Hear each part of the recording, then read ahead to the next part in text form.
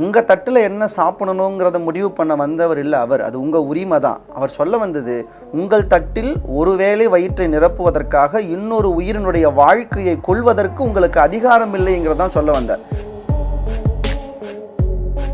எது தெய்வம்னு காட்ட வந்தேன், ஆனால் நான் எதை காட்டுறேங்கிறது தெரிஞ்சிக்காம இவங்க என்னை சுற்றி சுற்றி வரானுங்க தெய்வம்னு. இவனுங்களை பார்த்தா எனக்கு பரிதாபமாக இருக்குது.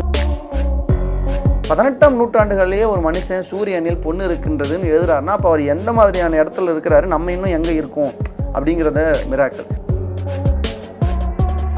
நீங்கள் உள்ளத்தையும் உடலையும் ஒரு பயிற்சிக்குள் எடுத்துகிட்டு வந்தீங்கன்னா இந்த ஒரு தேகமாக மாறுகிற போது உங்களால் மரணம் இல்லாமல் இருக்க முடியும் அப்படிங்கிறத அவருடைய கான்செப்டை. வாடிய பயிரை கண்ட போதெல்லாம் வாடுறாரு.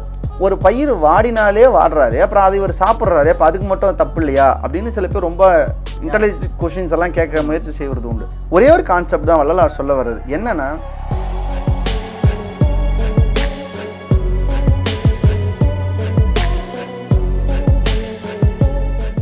இத்தனை வருடமா வள்ளல் பெருமான் வள்ளலார் அப்படின்னு சொன்னாலே பசிப்பிணியை போக்குறதுக்காக ஒரு தர்மசாலை வச்சுருந்தார்.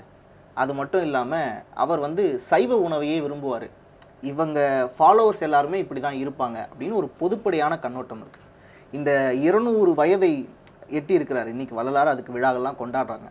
ஸோ இந்த தருணத்தில் மக்களுக்கு இருக்கக்கூடிய பொது புரிதல் என்ன, அதை கடந்து வள்ளலார் இப்படியெல்லாம் இருக்கிறார் அப்படின்னு நீங்கள் சொல்ல விரும்புறது? ரொம்ப காலமாகவே வள்ளலார்னா மக்கள் என்ன சொல்லுவாங்க தெரியுமா, சொத்து சாமியார்னு சொல்லுவாங்க. சொத்து சாமியார்? ஆமாம். ஏன்னா அப்போவே பார்த்தீங்கன்னா வடலூரில் பல ஏக்கர் நிலத்தை வாங்கி ஒரு பெரிய ஒரு சபையவே கட்டி எழுப்பி ஒரு பணக்கார சாமியாராக இருந்தாருன்னு அவரை கிரிட்டிசைஸ் பண்ணவங்களாம் உண்டு. ஆனால் அவர் எந்த பணத்தையும் தொட்டது கிடையாது. அவர் அந்த பணத்தை வச்சு இந்த சமூகத்துக்கு என்ன செய்யணுமோ அதை மட்டும்தான் வெளிப்படையாக செஞ்சார். மக்களுடைய புரிதல் அப்படி தான் இருக்குது. அதை நீங்கள் ஒரு வார்த்தை சொன்னீங்க பாருங்கள், அவர் சைவ உணவை உண்பார்னு. இப்போ எங்கே பிரச்சனை வருது அப்படின்னா, இன்றைக்கி நாங்கள் சன்மார்க்கிகள் பேசுகிற போது சொல்லுவோம், ஏன் நம்ம மக்கள் ரொம்ப ஈஸியாக மற்ற சாமியார்களை ஏற்றுக்கிறாங்க, ஆனால் ஏன் இவங்களால் வள்ளலாரை ஏற்றுக்க முடியலன்னா என்ன கஷ்டம், அவங்களால ஒழுக்கமாக இருக்க முடியாது. மற்ற சாமியார்களை பின்பற்றனா ஒழுக்கம் அவசியம் கிடையாது. அவங்களுக்கெல்லாம் பூஜை பண்ணால் போதும், படத்துக்கு மாலை போட்டால் போதும், அவங்கள ஃபாலோ பண்ணி பேரை சொன்னால் போதும், நாமம் சொன்னால் போதும். ஆனால் வள்ளலாரை ஃபாலோ பண்ணணும்னா இதெல்லாம் பண்ணக்கூடாது. அவர் இதெல்லாம் எதிர்பார்க்கல, அவர் தன்னையே முன்னிறுத்திக்கல. அவர் என்ன சொல்கிறாரு, எது தெய்வம்னு காட்ட வந்தேன், ஆனால் நான் எதை காட்டுறேங்கிறது தெரிஞ்சிக்காமல் இவங்க என்னை சுற்றி சுற்றி வரானுங்க தெய்வம்னு. இவனுங்களை பார்த்தா எனக்கு பரிதாபமாக இருக்குதுன்னு ஒரு சாமியார் பேசுகிறார். ஆனால் இன்றைக்கி நம்ம சாமியாருங்களாம் தெய்வம்னே அவங்கள காமிச்சிக்கிறாங்க. ஆனால் அவர் அப்படி இல்லாதவர். அவரை பொறுத்த வரைக்கும் அவர் இந்த உணவு விஷயத்தில் நம்ம எப்படி பார்க்குறோம்னா, சன்மார்க்கம்னாலே அவங்க வெஜிடேரியன் சாப்பிட்றவங்க, அதனால் நம்ம மக்களால் அதை ஃபாலோ பண்ண ஒரு பெரிய சிரமம் இருக்குது. நம்ம புரட்டாசி மாதத்துக்கே ரொம்ப கஷ்டப்பட்டு தான் அதை போராட்டமாக தான் அதை கடந்து வரும். நான் இங்கே பதிவு செய்ய வேண்டிய முக்கியமாக நினைக்கிற விஷயம் என்னென்னா, வள்ளலாரை எல்லாரும் சாப்பாடு சம்பந்தமாகவே பார்க்காதீங்க. அவர் சைவ உணவை சாப்பிட வேண்டும் என்பதை சொல்ல வந்தவரே இல்லை. அதுதான் பெரிய தப்பு இங்கே எல்லாரும் பார்க்குறது. அவர் எதை சொல்ல வந்தாருங்கிறத தப்பாக புரிஞ்சுக்கிட்டாங்க. உங்கள் தட்டில் என்ன சாப்பிடணுங்கிறத முடிவு பண்ண வந்தவர் இல்லை அவர், அது உங்கள் உரிமை தான். அவர் சொல்ல வந்தது, உங்கள் தட்டில் ஒருவேளை வயிற்றை நிரப்புவதற்காக இன்னொரு உயிரினுடைய வாழ்க்கையை கொள்வதற்கு உங்களுக்கு அதிகாரம் இல்லைங்கிறதான் சொல்ல வந்தார். அவருடைய மோட்டிவ் நீங்கள் என்ன சாப்பிடணுங்கிறத சொல்ல வந்ததில்லை, நீங்கள் எதையும் கொல்லக்கூடாதுன்னு சொல்ல வந்தது தான். அது உணவு சம்பந்தப்பட்ட விஷயம் அல்ல, அது உணர்வு சம்பந்தப்பட்ட விஷயம். அதான் நான் எப்பவும் சொல்லுவேன். இப்போது சைவம் அப்படிங்கிற ஒரு வார்த்தை அது உணவு சம்பந்தப்பட்டது, ஆனால் சன்மார்க்கம் அப்படிங்கிறது உணர்வு சம்பந்தப்பட்டது. ஒரு 2 பாட்டு சொல்கிற மாதிரி நம்ம ஈஸியாக புரிஞ்சிக்கலாம். என்கிட்ட சில பேர் கேட்பாங்க, இவர் எந்த உயிரையும் கொல்லக்கூடாதுங்கிறாரு, அப்போ மரத்துக்கு செடிக்கெல்லாம் உயிர் இல்லையா அப்படின்னு கேட்பாங்க. அவரே ஒரு இடத்துல பாடுறாரு, வாடிய பயிரை கண்ட போதெல்லாம் வாடினேன். நம்ம சின்ன வயசில் பாடத்திட்டத்தில் படிச்சிருப்போம். இதை பார்த்துட்டு என்கிட்ட கேட்பாங்க, வாடிய பயிரை கண்ட போதெல்லாம் வாடுறாரு, ஒரு பயிர் வாடினாலே வாடுறாரு, அப்புறம் அதை இவர் சாப்பிட்றாரு, அப்போ அதுக்கு மட்டும் தப்பு இல்லையா அப்படின்னு சில பேர் ரொம்ப இன்டெலிஜென்ட் கொஷின்ஸ் எல்லாம் கேட்க முயற்சி செய்வது உண்டு. ஒரே ஒரு கான்செப்ட் தான் வள்ளலார் சொல்ல வர்றது. என்னென்னா, ஒவ்வொரு உயிர் அது ஒரு படிநிலை இருக்குது. அது தாவரத்திலிருந்து விலங்கு வரைக்கும். பயாலஜிக்கலாகவே நம்ம எப்படி பிரிக்கிறோம், இந்த ஆர்கானிசத்தை 2ஆக தான் பிரிக்கிறோம், பிளான்ட்டு அனிமல். ஏன் பிரித்தோம்? பிளான்ட் அனிமலோட சேர்க்கல, பிளான்ட் தானே அனிமல் தானே பிரிச்சோம்ல, ஏன் பிரித்தோம்? இதோடைய செல்லுலார் ஆர்கனைசேஷன் வேறு, இதோடைய செல்லுலார் ஆர்கனைசேஷன் வேறு. இன்னும் புரிகிற மாதிரி சொல்லணும்னா, அனிமலில் இருக்கிற ஒரு சின்ன எறும்புலேருந்து யானை வரைக்கும் அதை நீ குத்தினா அது துடிக்கும், அதுக்கு வலி தெரியும். ஆனால் மரங்களுக்கு அப்படி கிடையாது, அதுங்களுக்கு உணர்ச்சி கிடையாது. அதுங்களுக்கு நீங்கள் குத்தினாலோ வெட்டினாலோ அதுக்கு வலின்னு ஒன்று கிடையாது. ஏன்னா அதனுடைய உடல் அமைப்பு அப்படி. அதனால தான் வள்ளல் பெருமான் இதில் பெரிய ரெஸ்ட்ரிக்ஷன் கொடுக்கல. தாவரங்களே உண்ணணும், அவ்வளோதான். இதில் என்ன கவனமாக நம்ம பார்க்கணுன்னா, இந்த சைவம் உண்பது அப்படிங்கிறது உணவு சம்மந்தப்பட்டது இல்லை. இப்போ நிறைய சன்மார்க்கிகளே என்ன செய்கிறாங்கன்னா, நான் ஜீவகாருண்யத்தை நான் ஃபாலோ பண்ணுறேன், அதனால் நான் நான் வெஜிடேரியன் சாப்பிட மாட்டேன் அப்படின்னு சொல்கிறாங்க. அதுவே தப்பு. நம்மளுடைய சன்மார்க்கத்துடைய நோக்கம் நம்ம என்ன சாப்பிட்றோங்கிறதே கிடையாது. இங்கே ஏன் சாப்பிடாமல் இருக்கணுங்கிறது தான் நோக்கம். நான் சொன்ன இந்த வாடிய பயிரை கண்ட போதெல்லாம் வாடினேன்னு ஏன் பாடினார்னா, அவருடைய பாடலினுடைய அர்த்தம் பயிர் வாடுதுன்னு அதை பார்த்து அவர் வாடலை. ஏன்னா நம்ம 2வது வரியை படிக்கிறதே கிடையாது. வரி படிச்சுட்டு நம்ம பொருள் சொல்லிட்டு போகிறது. அந்த பாட்டில் அடுத்த வரி என்ன சொல்கிறாருன்னு கவனிங்க. வாடிய பயிரை கண்ட போதெல்லாம் வாடினேன். ஏன் அடுத்து சொல்கிறாரு, வீடுதோறும் இறந்தும் பசியராது அயர்ந்த வெற்றரை கண்டுளம் துடித்தேன்னு சொல்கிறார். அதாவது வீடு வீடாக சாப்பாடு கிடைக்குமான்னு தேடி போய் சாப்பாடே கிடைக்கலன்னு பசியோடு அயர்ந்து ஒருத்த உட்கார்றாருல, அவனை நினைக்கிற போது இதை பார்க்குறாரு. இந்த பயிர் வளர்ந்து செழுத்து நெல்லாக இருந்தால் இந்த அரிசி இவன் வயிற்றுக்கு சோறாக இருக்குமா இல்லையா? வேஸ்ட்டாக போயிடுச்சு. அவர் ஏன் வாடுறாருன்னா பயிருக்காக வாடுறாருன்னு நீங்கள் மிகைப்படுத்த வேண்டிய அவசியமே கிடையாது. பயிருக்காகலாம் கூட வாடினாலும் மிகைப்படுத்தாதீங்க. அப்போ நீங்கள் சாப்பாடே சாப்பிடக்கூடாது. அவர் அந்த மிகைப்படுத்தலே வேண்டாம். அவர் ஏன் அதை பாடுறாருன்னா, அடுத்த வரி வீடுதோறும் இறந்தும் பசியராது அயர்ந்த வெற்றரை கண்டுளம் பதைத்தேங்கிறார்ல, அந்த பதைத்தலுக்காக இதை பார்த்து அவர் வருத்தப்படுறார். அடுத்த பாட்டில் சொல்கிறாரு பாருங்க, இந்த கொல்லாமை அப்படிங்கிறது இங்கே என்ன சன்மார்க்கத்துடைய நோக்கம்னா, புலால் உண்ணாமைங்கிறது செகண்டரி. நீங்கள் நான் வெஜிடேரியன் சாப்பிடக்கூடாதுங்கிறது இங்கே ஃபஸ்ட்டு கிடையாது, செகண்டரி. ஃபஸ்ட்டு என்னன்னா கொல்லாமை ஃபஸ்ட்டு. நீ முதல்ல கொல்லாதங்கிறது தான் எங்களுடைய இங்கே நோக்கம். இது 2வது தான் நீ கொன்னதை சாப்பிடாதங்கிறது எங்கள் 2வது நோக்கம். அவரை புரிஞ்சுக்கணும்னா ஒரே ஒரு பாட்டு போதும். பாட்டில் பாடுறாருல, துண்ணெனக் குடியோர் பிற உயிர் கொள்ள தொடங்கிய போதெல்லாம் பயந்தேன், கண்ணினால் ஐயோ பிற உயிர் கொள்ள கண்ட காலத்தெல்லாம் பதைத்தேன்னு பாடிட்டு வரார். இப்போ இன்றைக்கி சன்மார்க்கத்தை ஃபாலோ பண்ணுறவங்களே என்ன செய்கிறாங்க, ஒரு மீன் கடைக்கோ ஒரு கோழி கடைக்கோ நடந்து போகிறாங்க, அந்த தெருவில் நடந்து போகிறான்னு வச்சுக்கோங்க. அதை பார்த்த உடனே அவங்களுக்கு என்ன தோணும்னா, ஒரு பாவம் மட்டும்தான் தோணும். சரி இதெல்லாம் எப்படி தான் சாப்பிட்றானே தெரிலப்பா, நான் இதெல்லாம் சாப்பிட்றதில்ல, நான் அதெல்லாம் விட்டுட்டேன் அப்படின்னு அப்படி போயிடுவாங்க. நான் ஒரு விஷயத்த சொல்கிறேன், சைவமாக இருந்தால் அது பெருமை, அசைவமாக இருந்தால் அது சிறுமைங்கிறதே பெரிய தப்பான ஒரு மனநிலை. அது ஒரு தவறான மனநிலை. அது இங்கே சொல்ல வந்ததல்ல சன்மார்க்கம். இவங்க என்ன நினைக்கிறாங்க, நிறைய பேர் சைவமாக இருக்கிறத பெருமையாக நினைக்கிறாங்க, அசைவமாக இருக்கிறது பெருமை இல்லைன்னு நினைக்கிறாங்க. அதனால் என்ன பண்ணுறாங்க, நான் சாப்பிட மாட்டேன், இதெல்லாம் எப்படி சாப்பிட்றாங்களோன்ட்டு நகர்ந்து போயிடுறாங்க. அது கிடையாது ஜீவகாருண்யம். வள்ளலார் சொல்கிறாருல்ல, அவர் நடந்து போகிறாரு, நடந்து போகிற போது எதிர்க்க ஒரு ஆள் ஒரு மீன் வலையை தோளில் போட்டு நடந்து வராருன்னு வச்சுக்கோங்க. இப்போ நான் ஒரு சன்மாரியாகவே இருக்கேன், நான் பார்த்தா என்ன பண்ணுவேன், ஒன்றும் பண்ண மாட்டேன், நடந்து கம்முன்னு போயிடுவேன், அவ்வளோதான் என் மனசுக்கு. ஆனால் வள்ளலார் என்ன பண்ணுறாரு, எதிர்க்க ஒருத்தன் வலையை தன்னுடைய தோளில் போட்டு நடந்து வரான். அதை பார்த்த உடனே வள்ளலாருக்கு நெஞ்சம் பதைக்குது. அவர் பாடுறாருல, கண்ணினில் வலையும் தூண்டிலும் கன்னி வகைகளும் கண்ட காலத்தெல்லாம் எண்ணி என் உள்ளம் நடுங்கிய நடுக்கம் எந்தையினின் திருவுளம் அறியும்னு பாரு. ஐயா, நான் நடந்து வரும்போது எதிர்க்க யாராவது வலை எடுத்துகிட்டு வந்தால் கூட இந்த வலையில் எத்தனை மீன் மாட்டோம், அந்த எத்தனை மீன் துடிக்கும். யோசிச்சு பாருங்களேன், ஒரு மீனை நீங்கள் தண்ணியிலேருந்து எடுக்கிறீங்க, அது எதுக்கு நிகர்னா, ஒரு ஆக்சிஜன் இல்லாத அறையில் நம்ம அடைக்கப்பட்ட போது மூச்சுக்காக நம்ம எப்படி துடிக்கிறோமோ, இட் இஸ் ஈக்குவல் டு ஒரு மீன் தனக்கான உயிர் வலி இல்லாமல் வெளியில் வந்து துடிக்குது. நமக்கு அதை பற்றி கவலையே கிடையாது. இஸ்லாம் என்ன சொல்லுது, இஸ்லாம் என்ன சொல்லுது, அசைவம் சாப்பிட சொல்கிறான். அதே இஸ்லாம் என்ன சொல்லுது, யார் சமைச்சாலும் அவங்க சாப்பிட்ருவாங்களா? இல்லையே. அவங்க எப்படி சாப்பிடுவாங்க?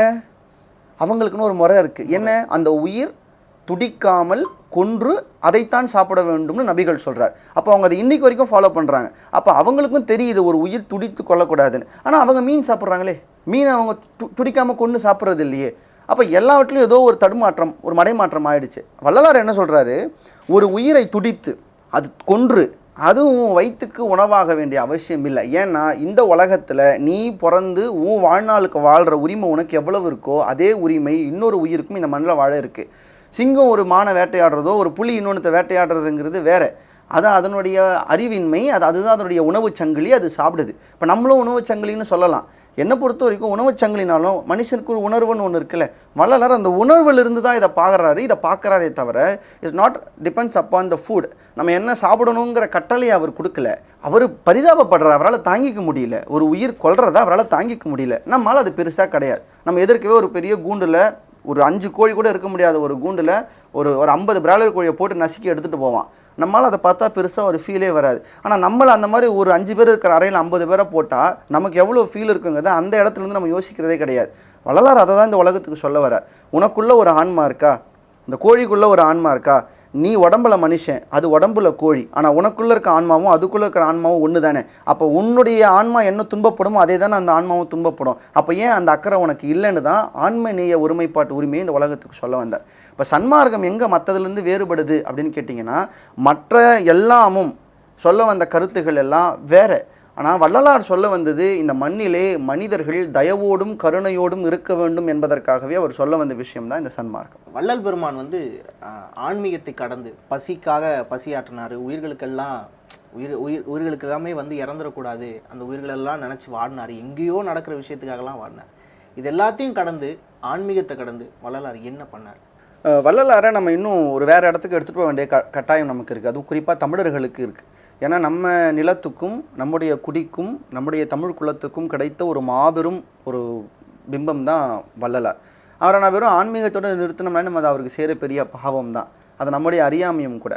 வள்ளலாருக்கு இன்னும் பல டைமென்ஷன்ஸ் இருக்குது. உதாரணத்துக்கு வள்ளலாருடைய பாடல்கள் வெறும் தோத்திரம் மட்டும் கிடையாது, சும்மா கடவுளை ப்ரைஸ் பண்ணி பாடுற பாட்டு மட்டும் கிடையாது. அதில் சொல்லப்பட்ட கருத்தெல்லாம் நம்ம இன்றைக்கு வரைக்கும் ரிசர்ச் பண்ணக்கூடிய விஷயங்களாக இருக்குது. அது பிஹெச்டிக்கு கொண்டு போகணும், நிறைய பேர் டாக்டரேட் பண்ணணும், இன்னும் நிறைய விஷயங்கள் அதில் பண்ண வேண்டியது இருக்குது. நான் உதாரணத்துக்கு ஒரு 2 விஷயம் சொல்கிறேன் பாருங்கள்.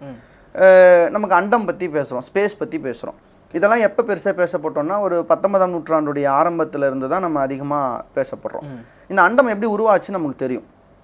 எல்லா துகள்களும் ஒன்றா சேர்ந்து ஒரு பெரிய பிக் பேங் நடந்தது.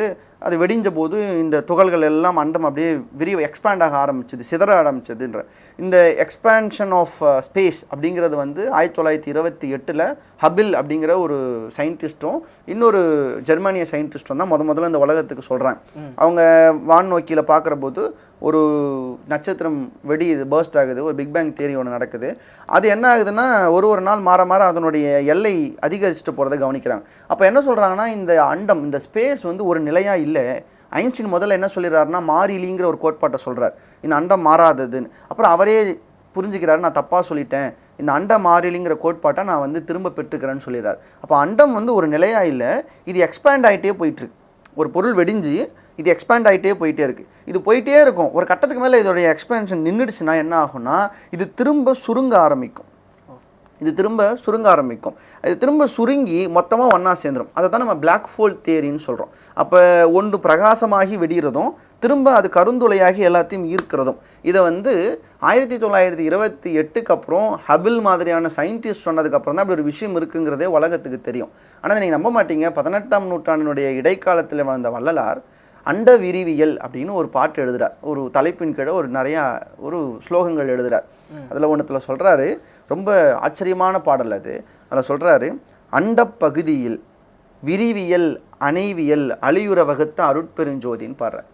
அண்டத்தில் இருக்கக்கூடிய பொருள்கள் விரிகின்றது, அது மீண்டும் ஒன்றாக அணைந்து சேர்கின்றது. இந்த இரண்டையும் ஏதோ ஒரு சக்தி செய்து கொண்டிருக்கிறது, அதுவே அருட்பெருஞ்சோதின்னு பாடுறார். எவ்வளோ பெரிய ஆச்சரியமான ஒரு விஷயம். ரெண்டாவது, நம்ம ரொம்ப நாளாக சொல்லிகிட்டு இருக்கோம், இந்த சவுண்ட் அப்படிங்கிறது வந்து ஒரு காற்றில் தான் வந்து ட்ராவல் பண்ண முடியும் அப்படின்னு சொல்லுவோம். இப்போ நம்ம ஸ்பேஸ் போயிட்டோம்னா நீங்கள் பேசுறது எனக்கு கேட்காது, நான் பேசுறது உங்களுக்கு கேட்காது. அதனால் கவனமாக பின்னாடி வந்தவங்க என்ன சொன்னாங்கன்னா, ஸ்பேஸில் சவுண்டு இல்லைன்னு அர்த்தம் இல்லை, நம்ம கேட்குற மாதிரியான சவுண்டு இல்லை, காற்று கிடையாது, அதுக்காக சவுண்டே இல்லைன்னு அர்த்தம் இல்லை. ஏன்னா நம்ம இன்றைக்கே பார்க்குறோம், சன்னுடைய ரொட்டேஷன் சவுண்டு, நெப்டியூனுடைய ரொட்டேஷன் சவுண்டு, இதெல்லாம் நம்ம இப்போ கேட்க ஆரம்பிச்சிட்டோம். காற்றே இல்லை எப்படி கேட்டோம்? ரொம்ப அழகாக சரவணானந்த சுவாமிகள் சொல்லுவார், இது ஒரு இயற்கையினுடைய ஒரு அற்புதமான படைப்பு. ஒரு வேளை இந்த பிரபஞ்சத்தில் நடக்கிற எல்லா சவுண்டையும் கேட்குற மாதிரி இந்த உலகம் இருந்திருந்தா ஒரு நாள் நம்மளால் நிம்மதியாக தூங்க முடியுமா? முடியாது. அப்போ எல்லாமே ஒரு காரணத்தோடு நடந்தது தான். அப்போ சத்தமே இல்லைன்னு அர்த்தம் இல்லை, அதீதமான சத்தம் வானத்தில் இருக்குது.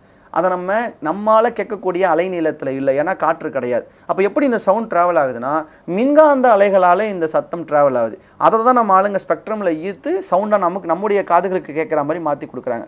இந்த ஸ்பேஸில், இந்த அண்டத்தில் சத்தம் இருக்கிறது அப்படிங்கிறதையும் இவங்களுக்கெல்லாம் முன்னாடியே இதே அருட்பெருஞ்சோதியாக வள்ளல் பெருமான் ஒரு பாட்டில் சொல்லியிருக்கார். அண்டம் ஒளியலால், ஒளி சவுண்டால் நிறைந்திருக்கிறது அப்படிங்கிறத ஒரு பாட்டில் வள்ளல் பெருமான் சொல்லியிருக்கார். இதை விட ஒரு அற்புதமான ஒரு விஷயம் சொல்கிற மாதிரிங்க, உரைநடையில் சன்னை பற்றி ஒரு குறிப்பு எழுதியிருப்பார். வள்ளலார் வெறும் ஆன்மீகவாதி மட்டும் கிடையாது, மருத்துவம் எழுதியிருக்காரு, உடல் ஆரோக்கியமாக பார்த்துக்க எழுதியிருக்காரு, கிரகங்களை பற்றி எழுதியிருக்காரு, அண்டத்தை பற்றி எழுதியிருக்காரு, நிறைய எழுதியிருக்காரு. நம்ம இன்னும் அதெல்லாம் போய் தொடக்கூட இல்லை நம்ம மக்கள் இன்னும். அதில் ஒரு இடத்துல சொல்கிறார் பாருங்க, சூரியனை பற்றி சொல்லும்போது 2 வரி தான் சொல்கிறார். சூரியனில் பொன் இருக்கின்றது, ஏமம் கனகம் முதலானவை சூரியனை குறிப்பவை அப்படின்னு ஒரு 2 லைன் மட்டும் சொல்கிறார். இப்போ ஏமம் கனகம் சூரியனை குறிக்கிற பிற சொற்கள் தமிழில் இருக்குது. இது மட்டுமே கிடையாது. நம்ம கதிரவன், ஞாயிறு, ரவி, இப்படி பல சொல் இருக்குது. ஆனால் வள்ளலார் இது எதையுமே எடுத்துக்காம அவர் குறிப்பிடுறது 2 சொல் தான், ஏமம் கனகம். நீங்கள் தமிழ் படிச்சுங்க தெரியும், ஏமம்னாலும் தங்கம்னு அர்த்தம், கனகம்னாலும் தங்கம்னு அர்த்தம். ஏன் எல்லா சொல்லையும் விட்டுட்டு தங்கத்தை குறிக்கிற 2 சொல்ல மட்டும் சூரியனை சொன்னார்? அதுக்கு காரணத்தை வரியில் அவரே சொல்கிறாரு, சூரியனில் பொன் இருக்கின்றது. நீங்கள் நம்ப மாட்டீங்க, கிட்டத்தட்ட 1930 வரைக்குமே சன்னில் கோல்டு இருக்குங்கிறத இது வரைக்கும் யாரும் அந்த டைமெண்ட்ஸில் யோசிச்சது கூட கிடையாது. ஆனால் ரீசண்டாக ஜியாகிரஃபி அப்படிங்கிற ஒரு ஃபேமஸான ஒரு ஆங்கில இதழில் ஒரு ரிசர்ச் பண்ணி இவங்க என்ன சொன்னாங்கன்னா, ஒரு நட்சத்திரம் வெடிக்கிற போது ஸ்பெக்ட்ரோமீட்டர்லாம் அதுக்கப்புறம் பின்னாடி கண்டுபிடிக்கிறாங்க அந்த கருவிகள்லாம். அதை கண்டுபிடிக்கிற போது அந்த வெடிஞ்சதுலேருந்து என்னெல்லாம் வருதுங்கிறத ஸ்பெக்ட்ரோமீட்டர் அலைநீளத்தில் கணிப்பாங்க. ஸோ ஒரு நட்சத்திரம் வெடிக்கிற போது நிறைய தனிமங்களும் அதுலேருந்து வெளியில் வரும். நேச்சர் அது. இப்போ நம்ம பூமியே அதுலேருந்து வந்தது தானே. அப்போ பூமியில் இருக்க தனிமங்கள் எல்லாம் சூரியனுக்குரிய தனிமங்கள் தானே. அப்போது அந்த மாதிரியான வெடிக்கிற போது நிறைய தனிமங்கள் நுண் துகள்களாக அந்த சூரியனிலேருந்து வெளியில் வரும். இதை ஸ்பெக்ட்ரோமீட்டர் வந்ததுக்கப்புறம் கண்டுபிடிச்சாங்க. இப்போ ரீசெண்டாக என்ன சொன்னாங்கன்னா, சூரியனில் எக்கச்சக்கமான கோல்டு இருக்குது. அந்த கோல்டெல்லாம் சூரியன்லேருந்து நம்ம ஸ்பெக்ட்ரோமீட்டரில் பார்க்குற போது அதிகமான அலைநீளங்கள் இருக்க தனிமங்களில் கோல்டும் ஒன்று அப்படின்னு சொல்கிறாங்க. அப்போ என்ன ஒரு மிராக்கிள்னா, சூரியனில் தங்கம் இருக்கிறது, தங்கம்னா சூரியனில் தங்கம் இருக்குன்னு இல்லை, சூரியனிடமிருந்து வெடிக்கிற அந்த நுண்துகள்களில் தங்கம் அதிகமாக இருக்கிறது அப்படிங்கிறத இன்றைக்கி நம்ம சொல்லணும்னா 18ஆம் நூற்றாண்டுகளிலேயே ஒரு மனுஷன் சூரியனில் பொண்ணு இருக்கின்றதுன்னு எழுதுறாருன்னா, அப்போ அவர் எந்த மாதிரியான இடத்துல இருக்கிறாரு, நம்ம இன்னும் எங்கே இருக்கோம் அப்படிங்கிறத மிராக்கள். இப்போ வள்ளலார் வெறும் ஆன்மீகவாதி மட்டும் கிடையாது, அறிவியல் ரீதியாக, அண்டவியல் ரீதியாக, பிண்ட ரீதியாக. இப்போது உதாரணத்துக்கு சொல்லணும்னா, நம்ம எல்லாரும் கருவை எங்கேருந்து ஆரம்பிக்கிறோம்? ஒரு விந்து ஒரு சுரோனிதத்துக்குள்ளே உள்ளே போனதுக்கப்புறம் அது கருப்பையை தொலைத்ததுக்கப்புறம் தான், நம்ம ஃபெர்டிலைஸ்ட் ஆனதுக்கப்புறம் தான் நம்ம வந்து எம்ப்ரியாலஜிக் டெவலப்மெண்ட் கரு உற்பத்தி ஆகிறத பற்றி பேசிகிட்டு இருக்கோம். ஆனால் வள்ளலார் இது எங்கேருந்து ஆரம்பிக்கிறாருன்னா, ஒரு ஆணினுடைய விந்து பையிலேருந்தே ஆரம்பிக்கிறார். எப்போ ஒரு விந்து சுரக்கும், அது எப்படி சுரக்குங்கிறதையும் சொல்கிறார். அது எப்படி சுரக்குங்கிறதுலாம் நம்ம எப்படிங்க அந்த நூற்றாண்டில் ஒருத்தர் சொல்ல முடியும்? நீங்கள் நம்ப மாட்டீங்க, அவர் எப்படி ஒரு விந்து உற்பத்தி ஆகுதுன்னு சொல்லியிருக்காரோ, அது அப்படியே இன்றைக்கி ஒரு ஸ்பெர்ம் ப்ரொடக்ஷனோட ஒப்பிட்டு பார்த்தீங்கன்னா 99% ஒத்துப்போம். அப்படியே எழுதியிருக்கார். எதிலிருந்து எது போய் எந்த மூலக்குறிப்பை அப்படி உற்பத்தி ஆகுதுங்கிறத அப்படியே எழுதியிருக்கார். ஒரு விந்து எப்படி உற்பத்தி ஆகுது, அது எத்தனை நாள் ஒரு விந்து பையில் இருக்கும், அது எப்படி வெளியில் வருது, அது எப்படி ஒரு யோனிக்குள்ளே போகுது, அங்கே எப்படி உயிர் வாழுது, அது எப்படி கருத்தொலியை தொலைக்குது, ஒவ்வொரு மாதங்களாக டெவலப் ஆகும்போது அதுக்கு என்னென்ன பிரச்சனைகள்லாம் வரும், அது எப்படி அந்த கருமுட்டை காப்பாற்றிட்டு வருதுன்னு ஒரு பிண்டவியலையே வள்ளலார் மாதிரி யாருமே சொல்லியிருக்க முடியாது. என்னை பொறுத்த வரைக்கும் அண்டம் பிண்டம் இந்த 2 குறித்த அறிவியல் கருத்துக்கள் இன்னும் வள்ளலார்கிட்ட இருந்து நம்ம எடுத்துக்காமையே இருக்கோம். இன்னும் அது ஒரு மூடிய கதவு, ஒரு பொக்கிஷமாகவே இருக்குது. அதை இனிமே வரக்கூடிய இந்த 200 ஆண்டுகள் ஆகிப்போச்சு, நம்ம இன்னும் அதெல்லாம் எடுத்து பேசவே இல்லை. இனிமே வரக்கூடிய சந்ததிகளும் தமிழ் தலைமுறையாவது அதெல்லாம் எடுத்து வெளியே கொண்டு வரணுங்கிறதே என்னுடைய விருப்பம். அற்புதமான விஷயத்த சொன்னீங்க. இதில் ஒரு சின்ன ஒரு எதிர்மறையான எண்ணம் எனக்கு தோன்றுச்சு. ஏன் அப்படின்னா, பேசிக்காக நீங்கள் இவ்வளோ விரிவாக சொல்கிறீங்க, பிரமிப்பாக இருக்குது இதெல்லாம் கேட்கும்போது, வள்ளலாரை பற்றி சொல்லும்போது. அறிவியலில் இவ்வளோ எக்ஸ்ட்ராடினரியாக ஒரு முன்னோடியாக இருக்கக்கூடிய வள்ளலார் எழுதி வச்சுட்டு போயிருக்கிற விஷயங்கள், ஒரு பயோடெக்னாலஜி ஸ்டூடெண்ட்டாக நீங்கள் இவ்வளோ டீட்டெயிலாக சொல்கிறீங்க, எல்லாம் ஓகே தான். அந்த மனுஷன் எப்படி, அந்த மகான் எப்படி ஒரு முற்பிறவி, மறுபிறவி, மரணமில்லா பெருவாழ்வு, இதெல்லாம் அறிவியலுக்கு புறம்பான விஷயமாக தான் பார்க்கப்படுது. அதை எப்படி பேசினார், அதை பற்றி நீங்கள் என்ன நினைக்கிறீங்க? அதாவது நம்ம அவர்கிட்ட இருக்கிற அறிவியல் செய்திகளை எடுத்துக்கிறோம். இப்போ அதே டைமென்ஷனில் கேட்டால் அவருக்கு எப்படி இதெல்லாம் தெரியும் அப்படின்னு கேட்டால் என்ன பதில் சொல்ல முடியும்? இப்போ இதெல்லாம் அவருக்கு எப்படி தெரியும்னு கேட்டால் நம்ம என்ன பதில் சொல்ல முடியும்? இப்போ ஒரு காலம் வரைக்குமே சூரியனை மையப்படுத்தி எல்லாம் இருந்ததுங்கிறது நம்பலை. நம்ம பூமியை மையப்படுத்தி தான் எல்லாமே இருக்குன்னு சொல்லிட்டு இருந்தோம். பின்னாடி தான் அதோடைய கருத்துக்களே மாறிச்சு. சயின்டிஸ்டே ஒன்று சொல்லி பின்னாடி மாற்றி சொல்லியிருக்காங்க. ஆனால் இவர் இவ்வளோ அக்யூரேட்டாக எப்படி சொன்னாருன்னா எப்படி சொல்ல முடியும்? ஒரு விஷயத்தை கவனத்தில் வச்சுக்கணும். ஆன்மீகம் ஒரு புள்ளி, அறிவியல் ஒரு புள்ளி. நீங்கள் அறிவியலை ஆன்மீக ரீதியாக கொண்டு போக முடியாது, அது உலகம் ஏற்றுக்காது. அதே மாதிரி ஆன்மீகத்தை அறிவியல் கண்ணோட்டத்துலேருந்து பார்க்கக்கூடாது. அறிவியலை பொறுத்த வரைக்கும் கடவுளே இல்லை தான்.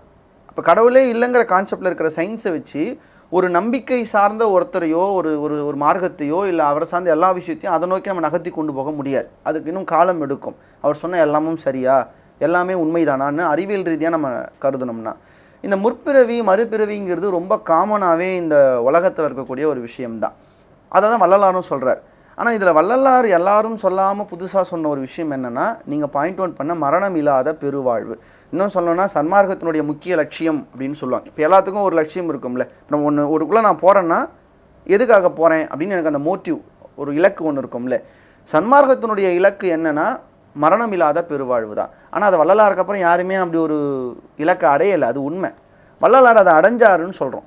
மரணமில்லா பெருவாழ்வே அறிவியலுக்கு புறமானது தான், அப்படி தான் நான் சொல்கிறோம். சயின்ஸ் வந்து ஒருத்தன் சாகாமையே வாழ முடியும் அப்படின்னு எப்படி சொல்ல முடியும்? சயின்ஸ் இதை அக்செப்டே பண்ணிக்காது.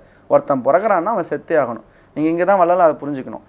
மறுபிறவி முற்பிறவிங்கிறது காலம் காலமாக சொல்லப்பட்ட பழங்கதை, அதை வள்ளலார் பேசுகிறார். மரணமில்லா பெருவாழ்வு என்பது காலம் காலமாக பேசிய பழங்கதை இல்லை, அதையும் வள்ளலார் பேசுகிறார். அவர் ரெண்டுத்துக்கும் நடுவில் நின்று பேசுகிறார். இப்போ மரணமில்லா பெருவாழ்வுங்கிறது எப்படி சாத்தியமாகும் அறிவியல் இல்லாமல் அப்படின்னு கேட்குறீங்க. இப்போ நான் பயோடெக்னாலஜி படித்தவன் தான். இப்போ நீங்கள் சும்மா நெட்டில் போயிட்டு ஃப்ரீ ரேடிக்கல்ஸ் அப்படின்னு நம்ம உடம்புல இருக்கிறத பற்றி படிங்க. Okay, free radicals, anti ageing activities, இப்போலாம் இப்போ இன்றைக்கி நம்ம போயிட்டுருக்க ஒரு பிக்கஸ்ட் ரிசர்ச். இதெல்லாம் எதுக்காக செய்கிறாங்க அப்படின்னா, நம்ம உடம்புல நம்ம பிறக்கும் போதே நம்ம சாகிறதுக்கான விஷயம் சேர்ந்தே படைக்கப்பட்டிருக்கு. அதுதான் உண்மை. நம்ம பிறக்கும் போதே நம்ம சாகிறதுக்கு என்னெல்லாம் வேணுமோ அதுவும் உள்ளே சேர்த்து தான் நம்மளை இந்த உடலோட இந்த உலகத்துக்கு நம்ம வரோம். எக்ஸ்பைரி டேட்டோட தான் வரும், அப்படி தான் வரும். நம்ம குறுக்க கொஞ்சம் தண்ணி சிகரெட்டுன்னு போச்சுன்னா எக்ஸ்பைரி டேட் கொஞ்சம் நம்மளே முன்னாடி கெடுத்துக்கிறோன்னு அர்த்தம். இப்படி தான் நம்ம பிறக்கும் போதே இந்த உடம்பு சாக தான் படைக்கப்படுது.